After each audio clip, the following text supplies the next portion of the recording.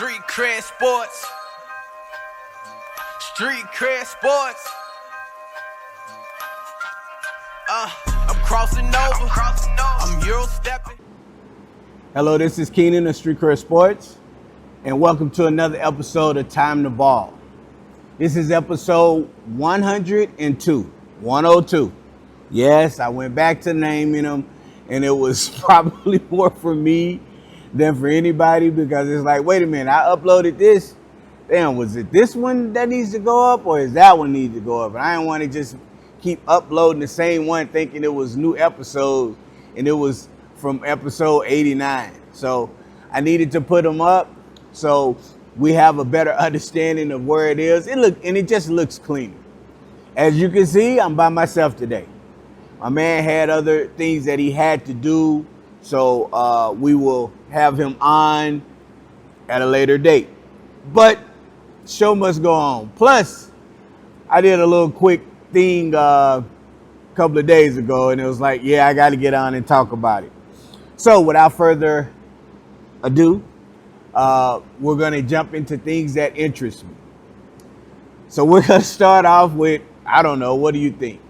Yeah, we're going to start off with that Micah thing. Now, I'm not big on, recycling everything. I try to hit everything.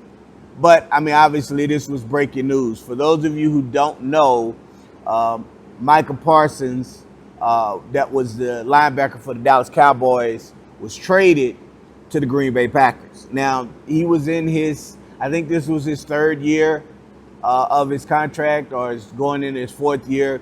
And there were some things that he wanted. He said that he had proved that he had done those things. And he was. He was, being called a generational type player.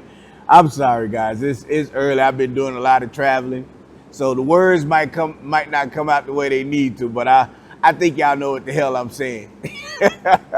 So he was a generational talent, and with those type of talents, they don't come along very often.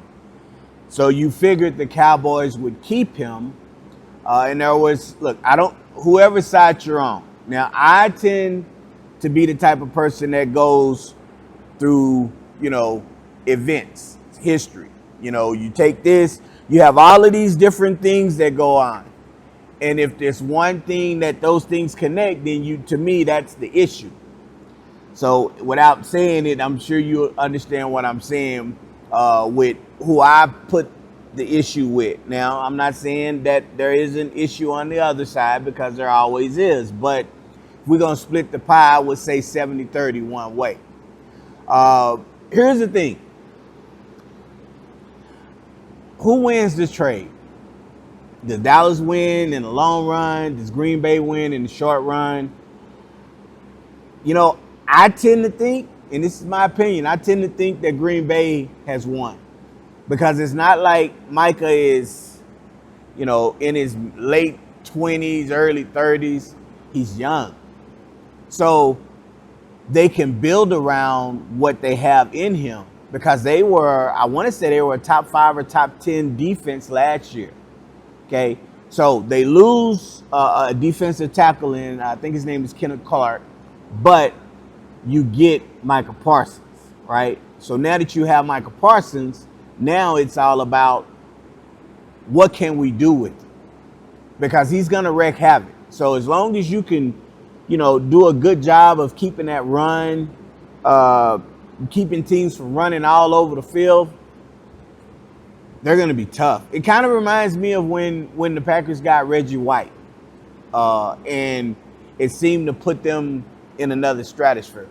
Or when the Cowboys got Charles Haley or Deion Sanders, either one, right? When San Francisco got Deion Sanders, right? Those are things that, off the top of my head, I think of, and it's like those were generational type players. And the Cowboys have a great history of drafting. They draft well, but it doesn't seem like they're able to develop in a sense that they make a strong unit every time. So we'll see. I mean, some people would say the Cowboys defense was really good, before the injuries. Nah, they were getting trashed. I mean, they were getting demolished, right? And the years that they were good, they, if you look at the records, they were feasting on mediocre teams. But when they played teams that could play offense and defense is where they struggled. So, I mean, 2 first-round picks. You get Kenneth Clark, who's a really good defensive tackle. I'm sure it's going to help them, but I think they're going to be in a lot of trouble. I really think they're going to be in a lot of trouble this year. I think they were only predicted, Vegas had them predicted to win 8 games. I think you can cut that almost. I know they're going to win more than 4 games. I'm just being like, you know how you are when you be talking trash to your friends and you say stuff that you and them both know you don't mean. You just talking trash. Man, I could jump over that building right now. They know you don't really. Well, there's some people that might actually believe if they tell you, man, I can jump over that building right now. I'm telling you, dog. You're like, all right, go ahead. Let's see it. But for the most part, it's just kind of like tongue-in-cheek, you just talking. I don't know what to say other than I can't wait for that week 4 or week 5 game, Green Bay at Dallas. I cannot wait to see what happens, man. Oh, that could be bad. I mean, you probably going to have a lot of different stuff going on because there are now reports coming out that Micah was a disruption, right, in the players' locker room because his podcast. They say he was diva. I had heard rumors that he didn't go to the scheme. He wasn't doing his job. He just kind of went out there and just like, I'm just gonna do what I need to do to get my numbers, right? So apparently there were some people who said he was selfish.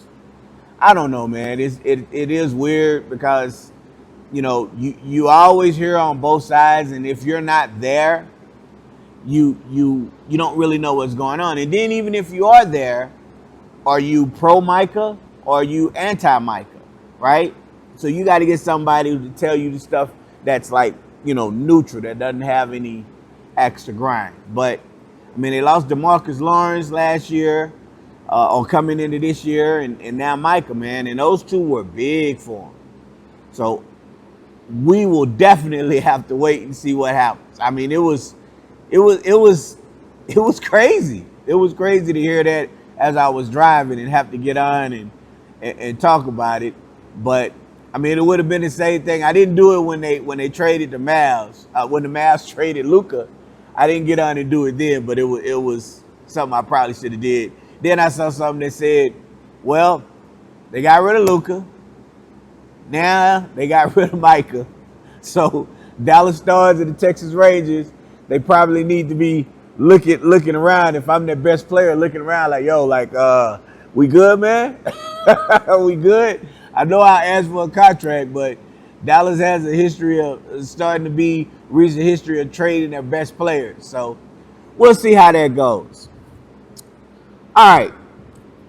I want to talk to you real briefly about something that's when you do stuff, when we try to do things in our business or in our life, we want to be more efficient, right? We try to find ways to help us to not work so hard when it comes to doing stuff.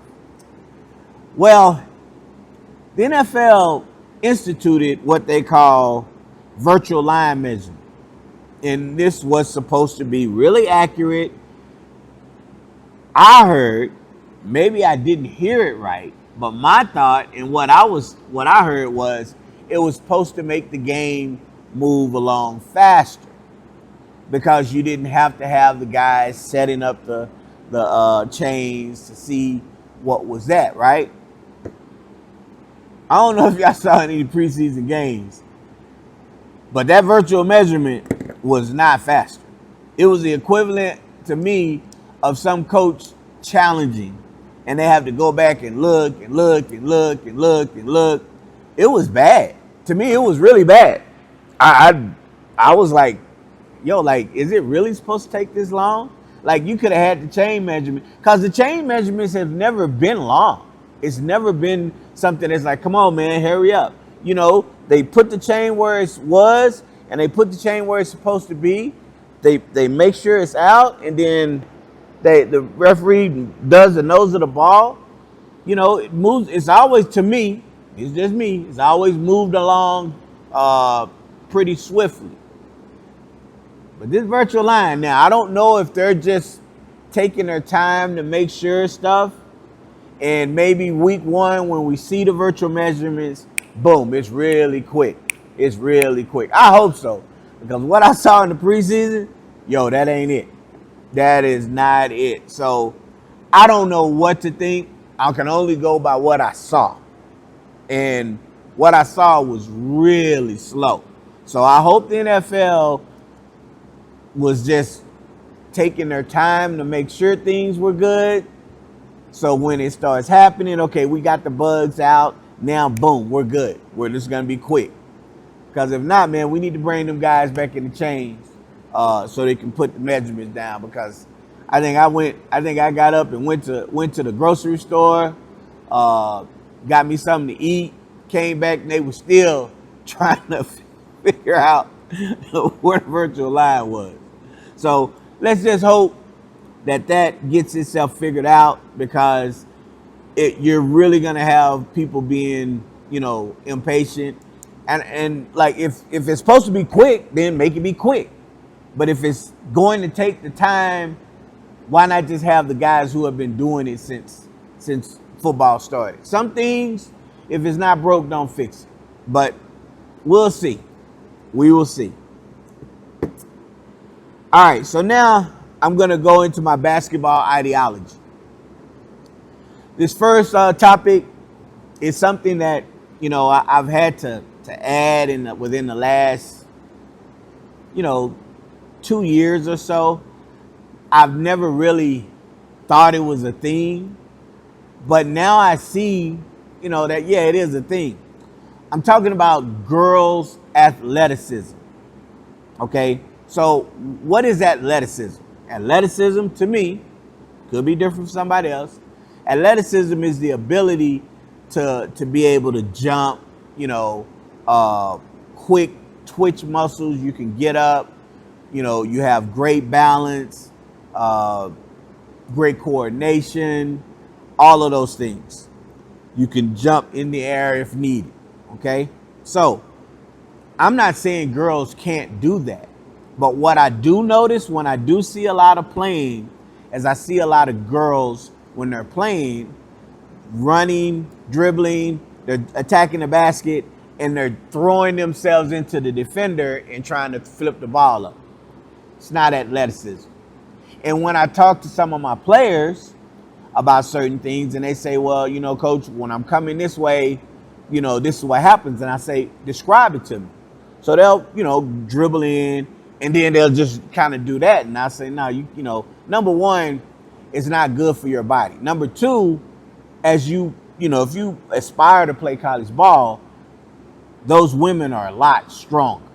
They're a lot taller, a lot more physical. So you're going to probably get hurt trying to do the things in high school. Trying to do the things in college that you did in high school. So I'm teaching them athleticism. What I'm doing is I'm teaching them how to jump off 2 feet. The bounding, where they swing their arms, they jump up, and, you're trying to jump and hang in the air for a little bit more time than what you normally do. And I have a little technique that I've utilized from using Vertimax training when I'm doing the vertical training with the Vertimax. But it's starting there, and then it's trying to learn how to, like, if you go up and you jump in the air and there's contact, bringing the ball out. Or if I jump up and the person goes up with me, coming up under and coming around. Okay, so those are things that I'm trying to teach, and I have a few players that are really understanding, and it's helping them when they attack the basket, because they're not just jumping in and flailing the ball in. So it is something that has to be taught. It's actually something that has to be taught to all players.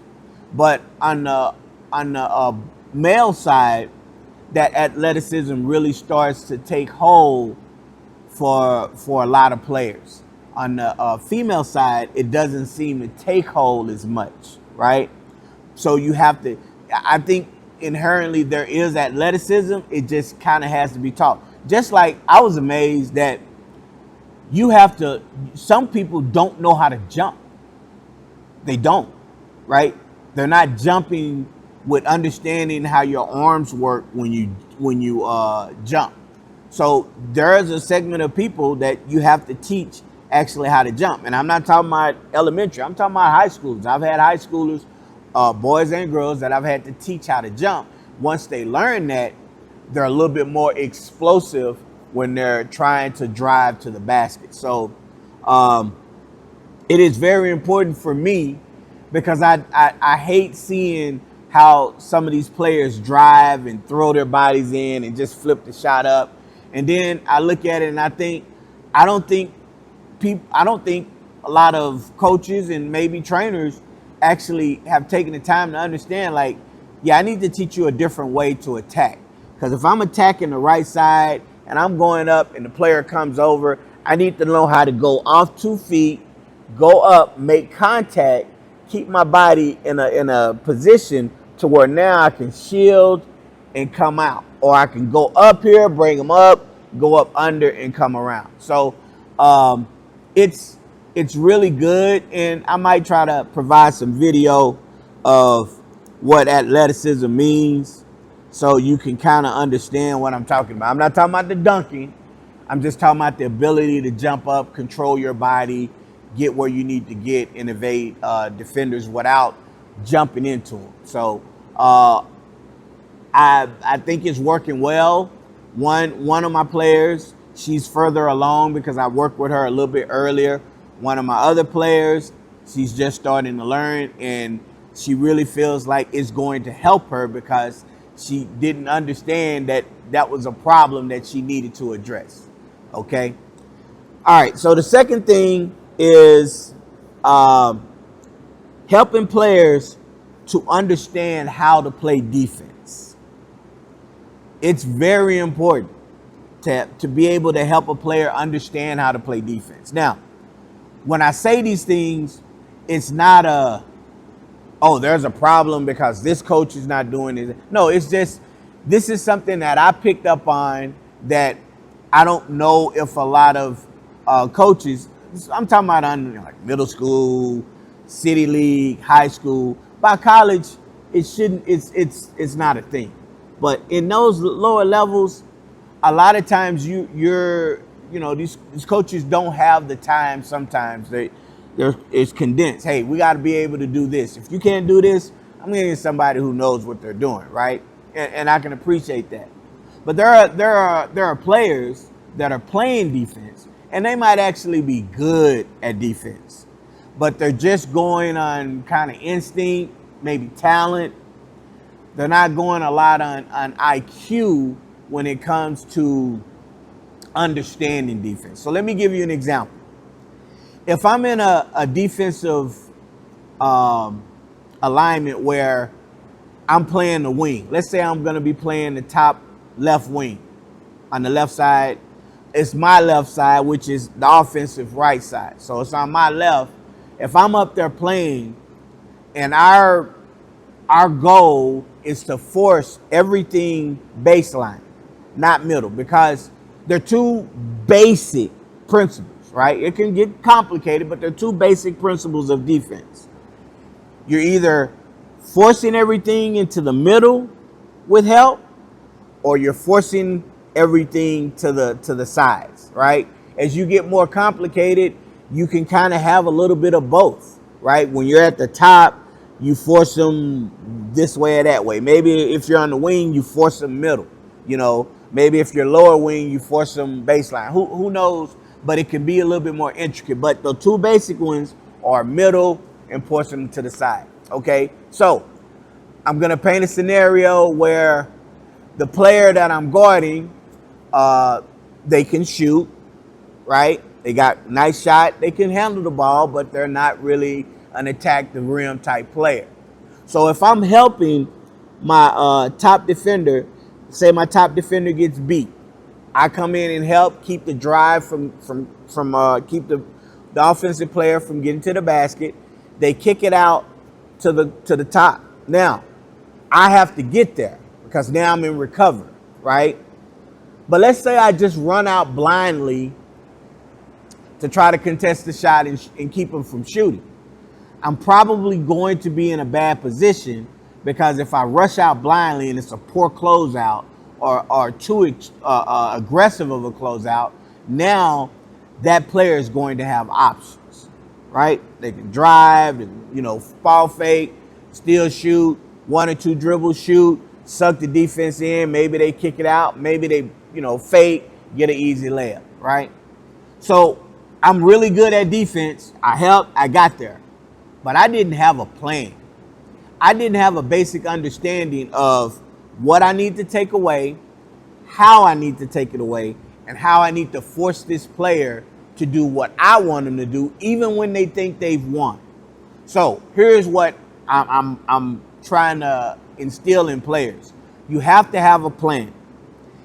Number one, if you know that person is a shooter and maybe not handle the ball, you do need to get out to try to keep that person from going up, right? There are going to be things that an offensive player can do to get their shot off if they're really good. But for the most part, you're going to give yourself a chance. But here's the most important part. Once you get there, if your coach's philosophy is we bring everything middle, then your closeout should be on that player's right side, almost high right side.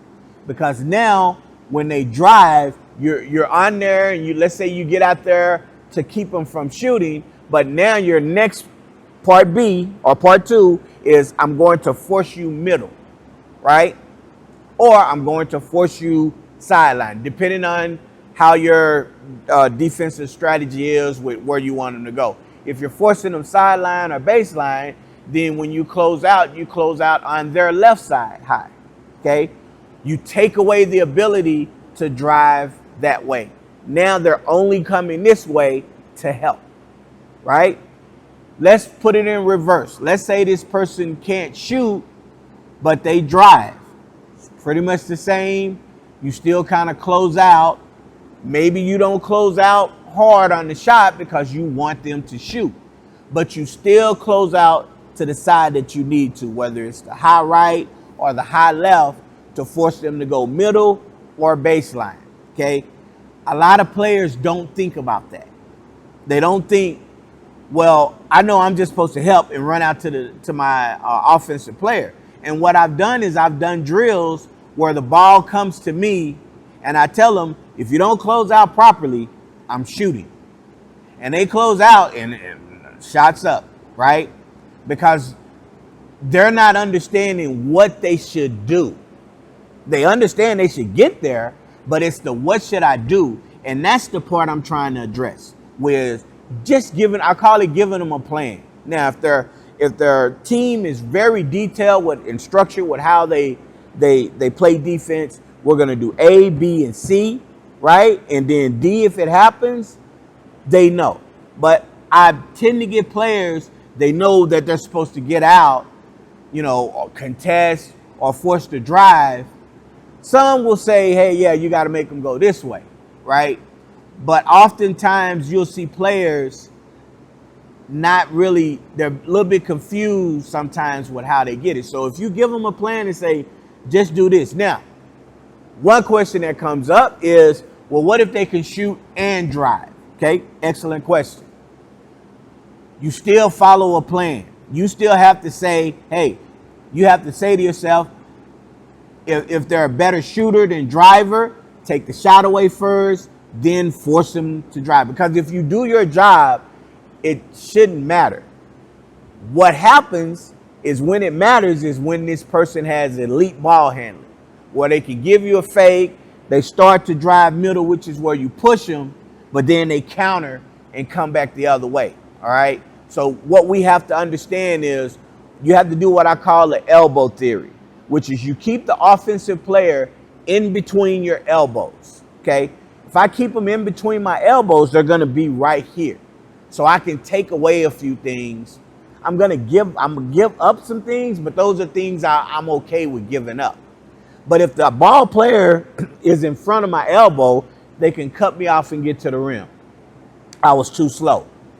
If I move and react too quickly and the player's driving and the player's outside of this elbow, now they can counter and attack this way. And if my footwork is off and I wasn't expecting it, I'm gonna get beat, okay?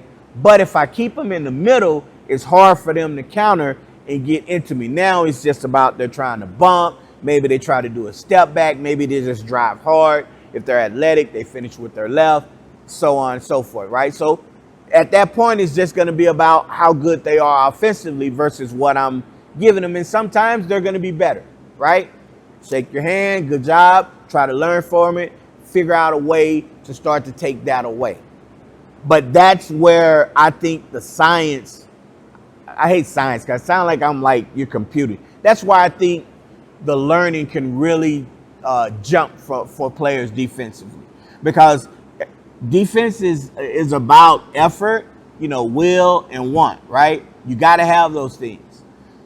But if you don't know what to do and you're just running around there crazy without a set plan, when you play against an elite offensive player, it's not going to go well, right? And you could be perfectly in all of these things and that offensive player still scores. That's going to happen, right? All you have to do is just try to be there at the end, and maybe, hey, you know what? I know what they're trying to do. Let me try to take that away. And now I force that offensive player to do something else.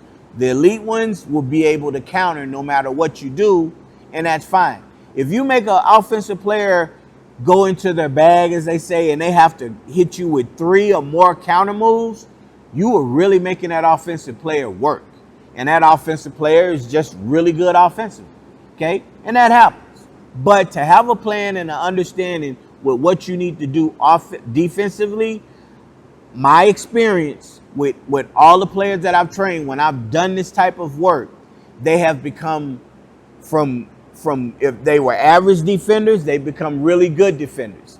If they were good defenders, they become excellent defenders, right? So it is a jump in their IQ and understanding that they do say, like, you know what?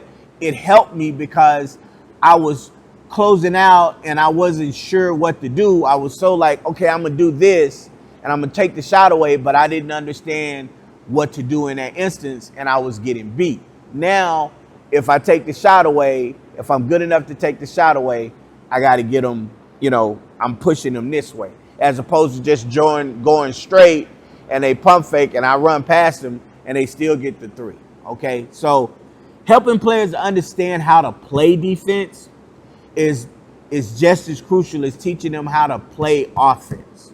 Okay, defense is a mindset, and again, it is something that you want to know how to do, because as you climb the ladder, you're not going to be in elementary forever, middle school forever, high school forever. As you climb that ladder, if you cannot defend, you're not on the floor. That's simple. You can't defend, you're not going to be on the floor for really good coaches, because you're going to hurt the team. And that's what happens. So I hope that helped. I hope the visual helped. I'll try to figure out a way to get some stuff up there to let you kind of see what I'm talking about. But we're going to leave it today at that. It's going to be a little short episode. I worked hard to get here for the day. So even though his butt isn't here, I'm still trucking on, right? So, all right, I hope you guys enjoyed the information. College football is back. We'll talk about it. There were some things I was going to talk about today, but I figure, you know what? I know he's going to have some real big input. We might even cover a couple of these things again just to see if he had questions. But for the most part, we're going to keep moving. So I hope everybody's doing well, enjoying the weather, fall. I'm glad you are subscribing and liking and commenting on what we're doing. I really appreciate it. We're gonna keep trucking on. For my 5 people who watch, no, it's a little bit more than that. I'm not viral, but I have more than 5 people who actually view and watch. So I feel like I'm doing it for them. Right? If other people come on, then that's great. Hopefully this is information, because I don't think that there's a podcast. I could be wrong. I don't know if there's a podcast from my perspective, my type of perspective, and how I'm doing it. So hopefully this helps a kid or two that you know. Tag them, like, subscribe, comment, follow. All right? So I'm going to leave it like I always do. What do we say when we leave? Yeah, he's speechless. All right. We're going to leave it like I always do. If it was easy, everyone would be doing it. I'm out. Street cred sports, say it with your chest. Yeah. Go get it from the net. Street cred sports, okay, that's a bet.